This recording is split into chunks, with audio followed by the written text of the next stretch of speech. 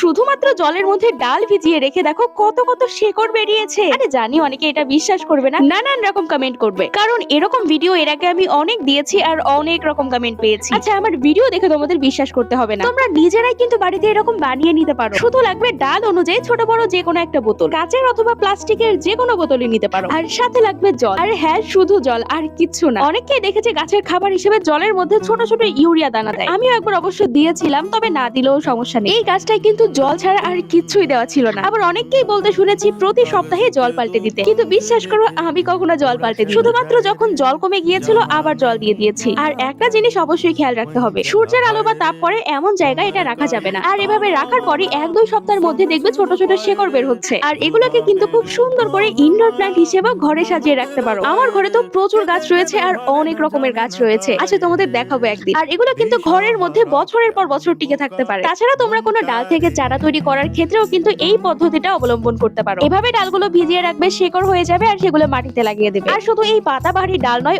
অনেক রকমের ডাল থেকে কিন্তু ঠিক এইভাবে চারা তৈরি করা যায়। তো যাই হোক, এরকম আরো নতুন নতুন ইন্টারেস্টিং ভিডিও দেখতে চাইলে চ্যানেলটাকে সাবস্ক্রাইব করতে ভুলো না কিন্তু। টাটা।